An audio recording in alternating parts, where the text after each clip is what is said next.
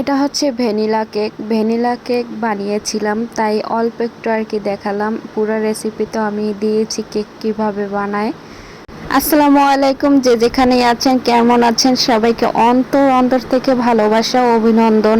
আজকে আপনাদের সাথে চিকেন ভুনা করব। তো চিকেন কিভাবে ভুনা করে অনেকবার শেয়ার করেছিলাম। তো প্রতিদিনের রান্না যেটা আর কি রান্না করি সেটাই আপনাদের সাথে শেয়ার করি, এটা কোনো ব্যাপার না। যাই হোক, তো মশলা মেখে নিয়েছি। এটা সুন্দরভাবে মেখে তেলে ভেজে নেব।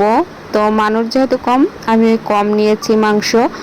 একটা প্যানে তেল গরম করে এখন চিকেনটা দিয়ে দিলাম। এই চিকেনটা ভালোভাবে একটু ভেজে নেব, তারপরে এটা সুন্দরভাবে ভুনা করব।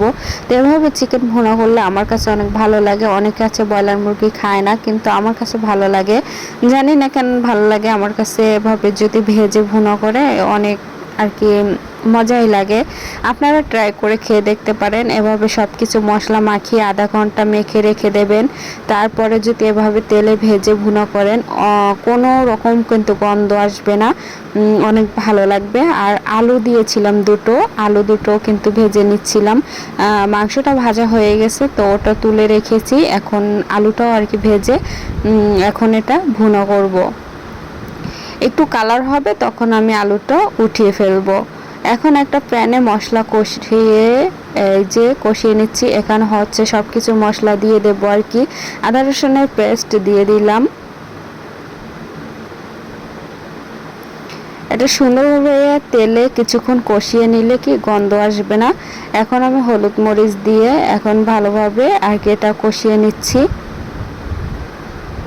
যে যেখান থেকে আমার ভিডিওটা দেখছেন অবশ্যই স্কিপ না করে ফুল ভিডিও দেখবেন, একটা শেয়ার করে দেবেন। আপনাদের একটা শেয়ারের জন্য কিন্তু আমার অনেক বন্ধুদের কাছে পৌঁছে যাবে আমার ভিডিওটা। প্লিজ ভাইয়েরা আপুরা, আপনাদের উদ্দেশ্যে বলছি, আপনাদের যদি উপকার হয় আমারও উপকার আপনারা করবেন ইনশাআল্লাহ। আর কমেন্ট রেখে যাবেন, ইনশাআল্লাহ আপনাদের পরিবারেও আমি যাব। মশলা কিছুক্ষণ কষিয়ে নিয়েছি, এখন তেলটা কিন্তু উপরে চলে আসছে। এখন আমি চিকেনটা দিয়ে দেব। এই যে ভাজা চিকেনগুলো দিয়ে দিয়েছি। এখন এটা কিছুক্ষণ কষিয়ে নেব। কিছুক্ষণ কষানোর পরে হচ্ছে পানি দেব পরিমাণ মতন। আমি কিছুক্ষণ যদি কষাই এটা চিকেনের ভিতরে যাবে, আর চিকেনের কোনো গন্ধ আসবে না, আদা রসুনের পেস্টের কোনো গন্ধ আসবে না। যত কষাবো ততই কিন্তু ভালো লাগবে। হালকা একটু পানি দিয়ে দিলাম, কারণ পুড়ে যাবে তাই। কিছুক্ষণ আমি কষানো হয়ে গেছে, এখন পরিমাণ মতন পানি দিয়েছি, কারণ এটা বেশি ঝোল রাখবো না, হালকা হালকা ঝোল রাখবো, তাই এতটুকু পরিমাণ পানি দিয়েছি, কারণ মাংসটা যেন একটু সেদ্ধ হয়। তো এটা যখন ভেজে নিয়েছি এটা কিন্তু হাফ রান্নাই হয়ে গেছে, তো এই জন্য বেশি পানি লাগবে না।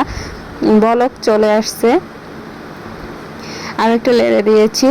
আর বাহিরে অনেক বৃষ্টি হচ্ছিল, শব্দ হচ্ছে ঝিমঝিম করে, অনেক শব্দ হচ্ছে। তো কেউ কিছু মনে করবেন না, বৃষ্টির শব্দ, বর্ষাকালের দিন বৃষ্টি তো হবেই। নতুন হয়ে থাকলে আমার পেজটা ফলো করে পাশে থাকবেন। ইউটিউব হয়ে থাকলে চ্যানেলটা সাবস্ক্রাইব করে পাশে থাকবেন বন্ধুরা, নিত্য নতুন ভিডিও দেখার জন্য। চিকেনটা কিন্তু রান্না হয়ে গেছে, দেখেন। জিরা দিয়েছি, জিরার গুঁড়ি আর কি ভেজে এটা দিয়েছি। এটা দিলে কি মাংসের একটা ফ্লেভার অনেক সুন্দর আসে, খেতেও ভালো লাগে। তো আজকে আমার ভিডিওটা কেমন লেগেছে আপনাদের কাছে অবশ্যই কমেন্টে জানাবেন। তো ভালো থাকবেন সবাই, আল্লাহ হাফেজ।